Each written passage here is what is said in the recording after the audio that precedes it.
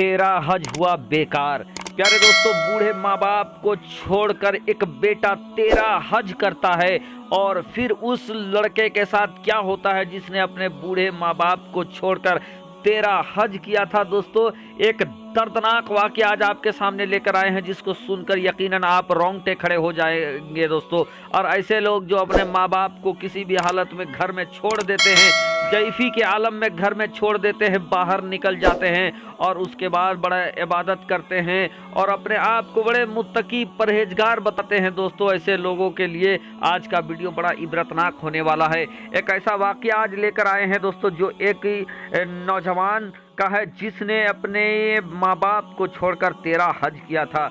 उस नौजवान के साथ क्या कुछ हुआ दोस्तों, एक दर्दनाक वीडियो चलिए स्टार्ट करते हैं। लेकिन उससे पहले रिक्वेस्ट करेंगे, चैनल को कर लीजिए सब्सक्राइब, बेल के बटन को कर दीजिए ऑन और ऑल नोटिफिकेशन के ऑप्शन को दबा ले। प्यारे दोस्तों, दो इंसान जिसके एक नौजवान बेटा था, माँ बाप गरीब थे दोस्तों। उसका बेटा चूंकि गुर्बत में पला था, पढ़ने लिखने में काफी तेज था। जब वो धीरे धीरे बालिग हो गया तो उसका बेटा पढ़ लिख कर इंजीनियर हो जाता है, अच्छे काम करने लगता है। जब वो अच्छे काम करने लगता है तो अब चूंकि वो पढ़ लिख चुका था तो गांव के अंदर उसको उसके मुताबिक काम नहीं मिल पा रहा था। इधर माँ बाप ने उसको बड़े लाड से पाला था, बेटा को पालकर बड़ा किया। बेटे ने भी मेहनत से पढ़ाई की और एक अच्छे ओहदे में चला गया।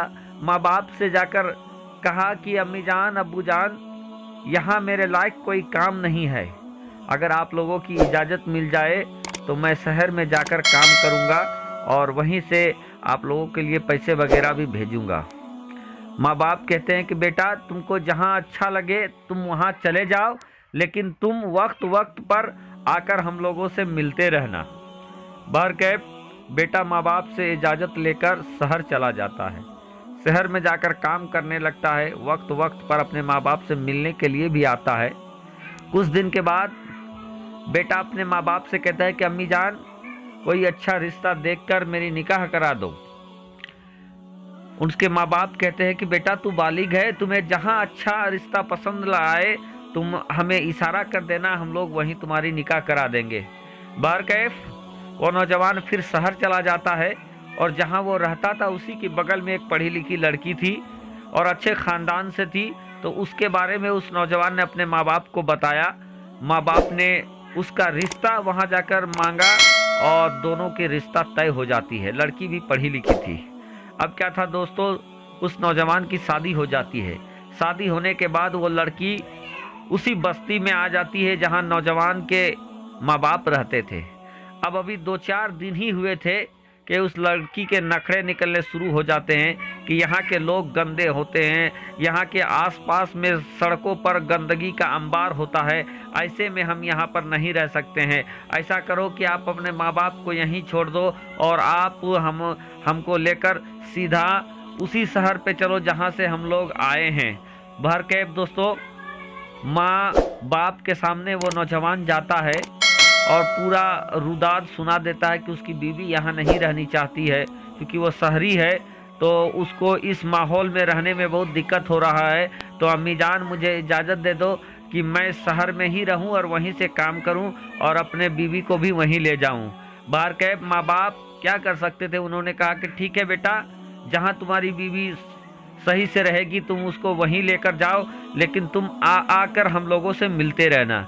बहरकैफ माँ बाप से वो नौजवान फिर इजाज़त लेता है और अपनी बीवी को लेकर शहर चला जाता है। शहर में रहने के बाद दोस्तों उसके 1-2 बच्चे भी हो जाते हैं। वो नौजवान बार बार अपनी माँ बाप से मिलने भी आता है, जिस पर उसकी बीवी अब अपने शौहर से लड़ाई करने लगी कि तुम तो अपने माँ बाप के चक्कर में ही रहते हो, जब भी जाते हो माँ बाप के पास वहीं पर तुम थम जाते हो, रुक जाते हो। और इसी तरीके के बातें करते करते खूब किचकिच, खूब लड़ाई होने लगी। उसकी बीवी लड़ने लगी कि तुम अपने माँ बाप के सामने हम लोग को भी भूल जाते हो, वहीं ज़्यादा से ज़्यादा टाइम देते हो, इस तरीके का किचकिच करने लगा। अब इस किचकिच से तंग आकर वो नौजवान अपने बूढ़े माँ बाप से मिलने के लिए भी नहीं आने लगा।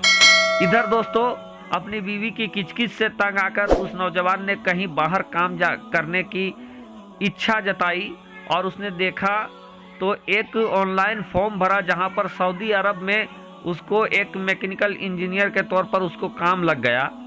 अब वो क्या था, अपने माँ बाप के पास आता है, बूढ़ी माँ बाप के पास, और कहता है कि अम्मी जान अब्बू जान मुझे सऊदी अरब में काम लग गया है, अगर आप लोग की इजाज़त हो तो मैं वहाँ जाकर काम करूँ। माँ बाप कहते हैं कि बेटा हर एक मुसलमान की हसरत होती है कि उस मुक़द्दस जगह पे जाए, तो बेटा हम तो नहीं जा पाए लेकिन तुम उस मुक़द्दस जगह पे ज़रूर जाओ और तुम साल साल में उम्रा भी करना और हज भी करना बेटा, और हम लोगों को याद भी करना। बहरकैफ उस नौजवान की माँ बाप ने उस नौजवान को इजाज़त दे दिया। अब वो नौजवान अपने बीवी बच्चे समेत सऊदी अरब चला जाता है और इस दरमियान दोस्तों 13 साल गुजर जाते हैं। उस नौजवान ने कभी अपने माँ बाप की खबर भी नहीं ली, लेकिन वो नौजवान हर साल हज कर लिया करता था। लेकिन दोस्तों 13 साल गुजर गए। हर हज के बाद उस नौजवान के ख्वाब में एक नूरानी चेहरा आता और कहता है नौजवान तुम्हारा हज कबूल नहीं हुआ। इसी तरीके से 13 साल उसने हज किया, 13 साल यही बात उसको ख्वाब में आया कि नौजवान तुम्हारा हज कबूल नहीं हुआ। अब वो नौजवान बड़ा एक तरीके से बेचैन हो जाता है और कहता है कि ऐसा करता हूँ मैं अपने माँ बाप से मिलकर आता हूँ। वो चूँकि जब 13 बार उसने हज किया और जब उसके हज नहीं कबूल होने की ख्वाब उसने देखा तो उसने एक अल्लाह वाले के पास जब गया और पूरा रुदाद सुनाया तो उसने कहा कि तुम अपने माँ बाप से जाकर मिलो। बहरकैफ वो अपनी बीवी बच्चों को सऊदी में छोड़कर अपने माँ बाप के पास अपना शहर बस्ती आता है। अब बस्ती पहुंचता है तो 13-14 साल हो गया था, सारा माजरा बदल जाता है। माँ बाप कैसे थे उसको कुछ पता नहीं था। रास्ते में एक छोटे से बच्चे से उसने पूछा अपने घर का पता, तो कहा कि सुनो हमने सुना है कि फला शख्स जिसका एक बेटा सऊदी अरब में रहता है बड़ा कमजोर है, कभी भी अपने माँ बाप की सूध लेने के लिए नहीं आया, पूछा भी नहीं, मिलने भी नहीं आया। इस दौरान उसके वालिद का इंतकाल हो गया और माँ एकदम जईफी के आलम में है। इतना सुना दोस्तों वो लड़का अंदर से लरज जाता है। वो कहने लगता है कि मैं अपनी माँ के पास जाऊंगा और उसके कदमों में गिरकर मैं गिड़गिड़ाकर माफ़ी मांगूंगा और न जाने मेरी माँ कैसे होगी। और इसी तरीके से सोचता सोचता वो घर पहुंचता है। घर पहुंचता है तो घर फटे हाल में था। घर का दरवाज़ा खुला हुआ नज़र आता है। माँ एक चारपाई में सोई हुई थी, कुछ पता नहीं चल रहा था कि जागी है कि सोई है। अब वो कांपता हाँफता माँ के पास जाता है, देखता है कि उसकी माँ की आँख बंद है लेकिन जुबान से कुछ कलमात निकल रहे हैं। वो लड़का कान लगाकर सुनता है तो उसकी माँ दुआ कर रही थी कि या अल्लाह तू मेरे बेटे को जल्द से जल्द मेरे पास भेज दे।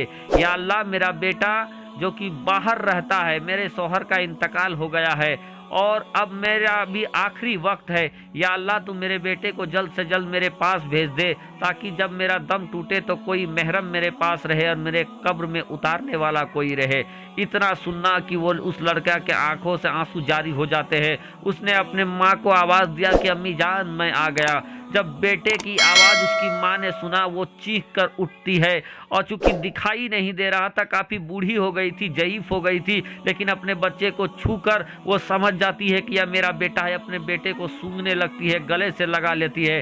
फिर क्या था दोस्तों, उसके कुछ दिनों के बाद वो लड़का वहीं रहकर खिदमत करता है माँ की, और कुछ दिनों के बाद माँ की मौत हो जाती है। उसके बाद वो लड़का उसको तदफीन करके फिर सऊदी चला जाता है और फिर हज करता है। हज के बाद उसको ख्वाब में आता है, जब फिर से वो मदीना शरीफ आता है और जाकर हज करता है तो ख्वाब में अब की बार आता है तो वही नूरानी चेहरा कहता है कि ए इंसान जा, तुम्हारे हज इस बार कबूल हो गया और अल्लाह तबारक व ताला ने तुम्हारी माँ की दुआ की वजह से जो पिछला 13 हज था उसको भी कबूल कर लिया।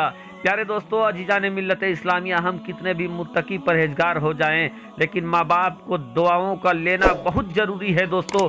और माँ बाप बिलखुसूस माँ को अगर मोहब्बत की निगाह से अगर आप देखते हो तो अल्लाह तबारक व तआला एक मकबूल हज की सवाब आपको अता करता है। तो माँ बाप की खिदमत करें दोस्तों, चाहे जहाँ भी रहे माँ बाप की खिदमत करें, उनका ख्याल रखें, नहीं तो आपका सारा इबादत बेकार हो जाएगा।